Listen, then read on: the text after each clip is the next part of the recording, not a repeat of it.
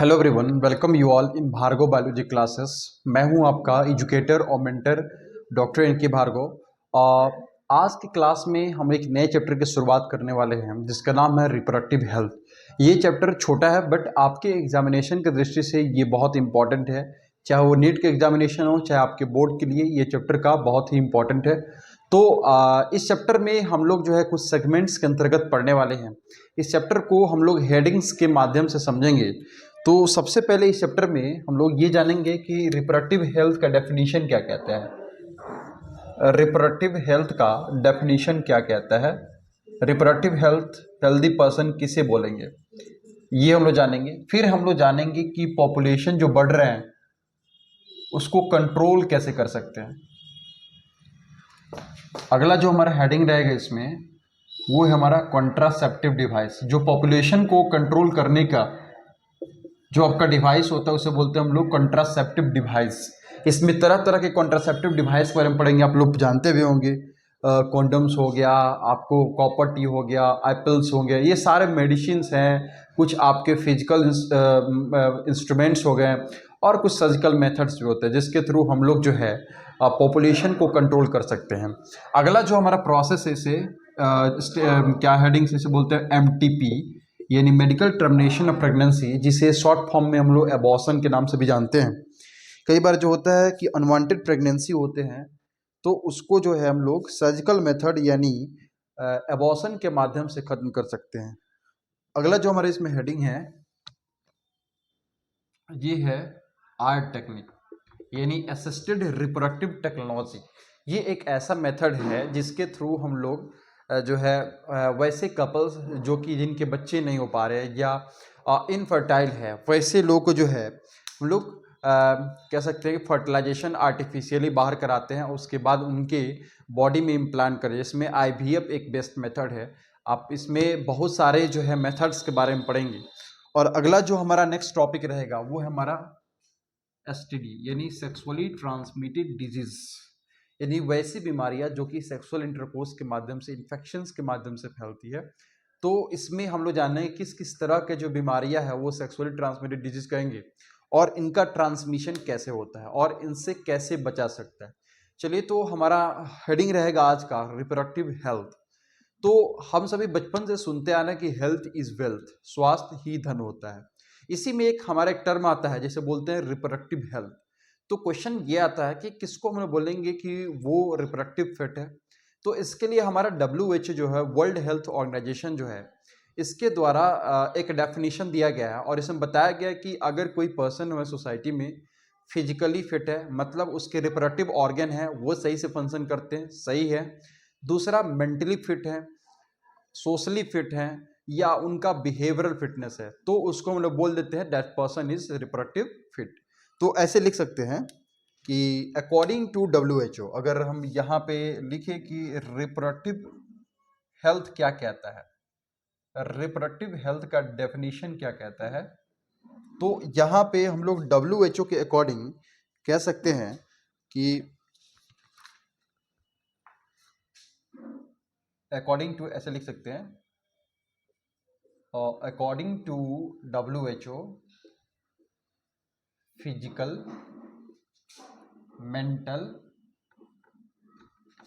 Social, behavioural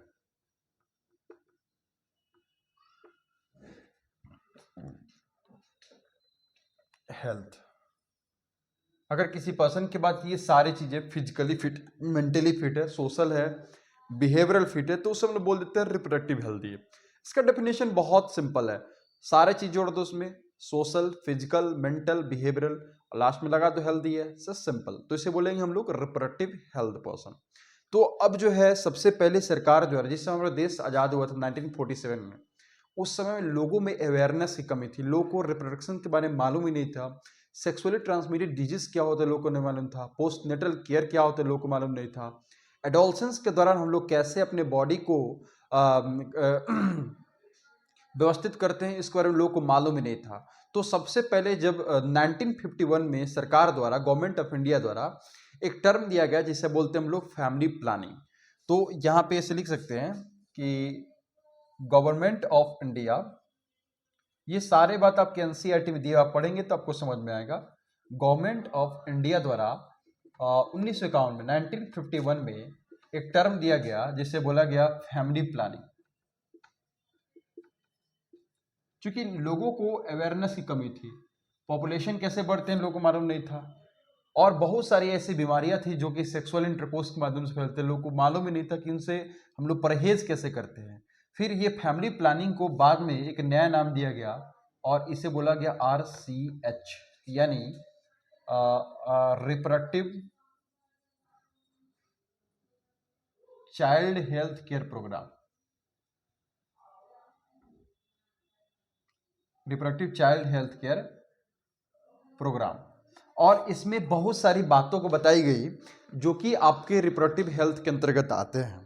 तो इसमें जो है लोगों को अवेयरनेस फैलाया गया, लोगों को बताया गया कि हम लोग सेक्सुअल इंटरकोर्स के दौरान किन किन बातों का ध्यान रखना चाहिए, अगर प्रेगनेंसी से अवॉइड करना है तो हम लोग किन बातों का ध्यान रखना चाहिए, सेक्सुअल इंटरकोर्स से कौन कौन सी बीमारियां फैलती है, प्रेगनेंसी के दौरान जो है मदर्स का कैसे ख्याल रखना चाहिए, प्रेगनेंसी के बाद उसका पोस्ट नेटल केयर जो होता है उसमें किन किन से बातों का हम लोगों को ध्यान रखना चाहिए।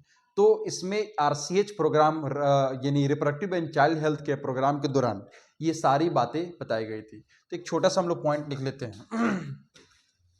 आई होप आप लोग ये समझ रहे हैं, मैं इसे मिटा रहा हूँ। आप NCERT जरूर लेके बैठे, जब भी मैं बोलता हूँ आप इसको NCERT में भी हाईलाइट करने की कोशिश करेंगे और इसका स्क्रीनशॉट ले सकते हैं आप, चाहे तो बाद में इसको अपनी कॉपी में नोट डाउन कर सकते हैं सिंपल में, ताकि ये रिवाइज करने में आप लोग के लिए आसान हो जाए। तो इसके दौरान जो है reproductive and child health care programme के अंतर्गत जो है कुछ कुछ बातों पे जो है चर्चा की गई, अवेयरनेस फैलाया गया। इसमें सबसे पहले जो है RCH के अंतर्गत, reproductive child health care programme के अंतर्गत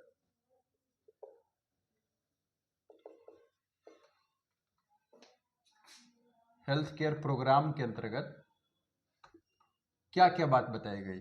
सबसे पहले बताया गया knowledge about sex and their function,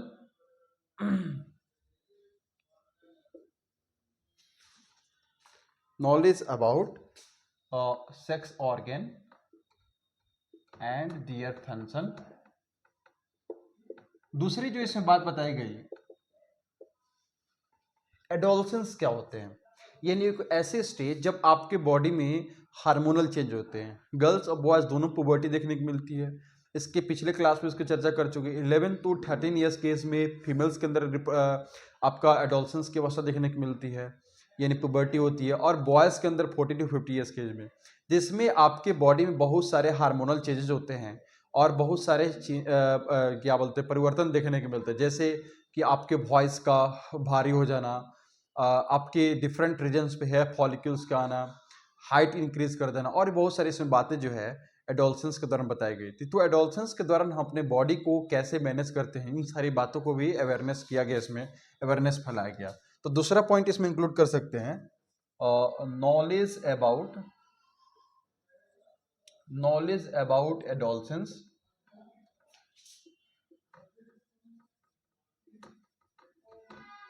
and changes related to it.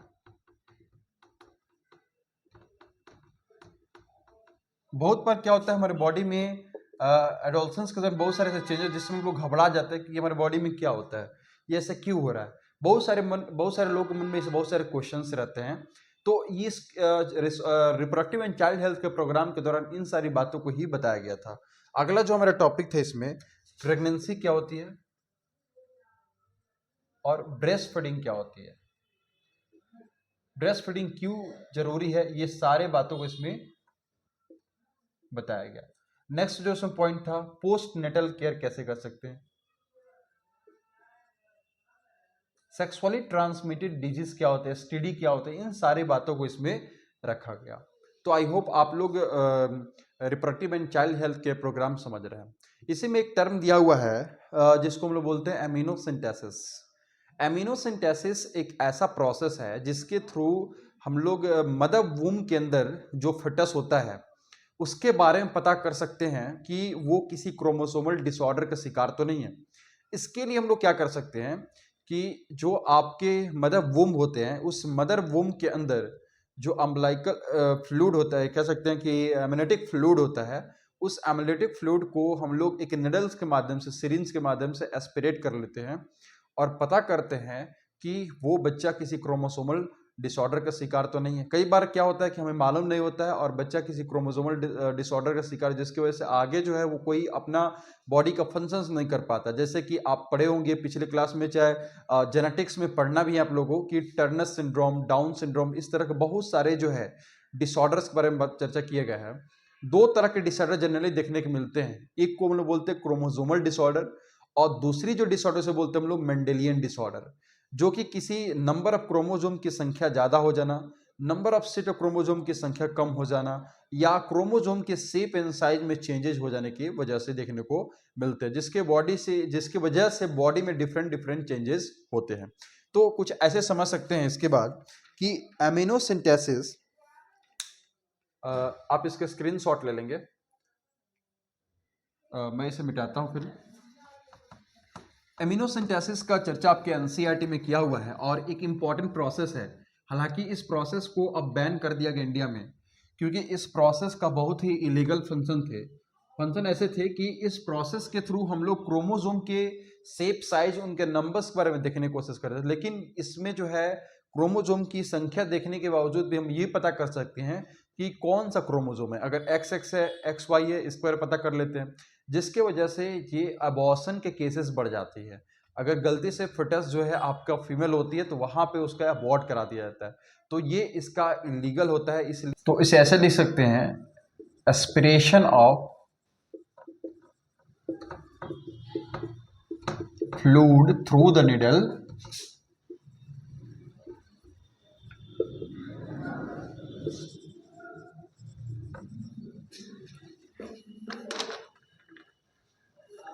and analyze the baby cells और क्रोमोसोम। बेबी के सेल्स और क्रोमोसोम के बारे में पता कर लेते हैं, जिससे किसी भी तरह का डिसऑर्डर होता है, जैसे कि एग्जाम्पल में देख लीजिए टर्नर सिंड्रोम,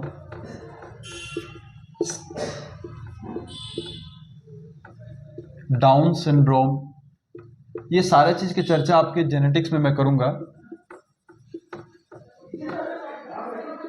या और भी सारे डिसऑर्डर होते हैं जैसे सिकल सेल एनीमिया हो गया। इन सब के बारे में हम लोग पता कर सकते हैं। इसके लिए हम एक निडल्स लेते हैं और जो आपकी मदर्स के वोम के अंदर जो आपके बच्चा होता है, वो बच्चा एक फ्लूइड के अंदर रहता है, जिसे बोलते हैं हम लोग एमनियोटिक फ्लूइड। इस एमनियोटिक फ्लूइड के अंदर जो है बेबी के बॉडी के ऊपर कुछ सेल्स पा जाते हैं, या उसके एमनियोटिक फ्लूइड में कुछ सेल्स पा जाते हैं, उसको एस्पिरेट करते हैं, मतलब निकाल लेते हैं।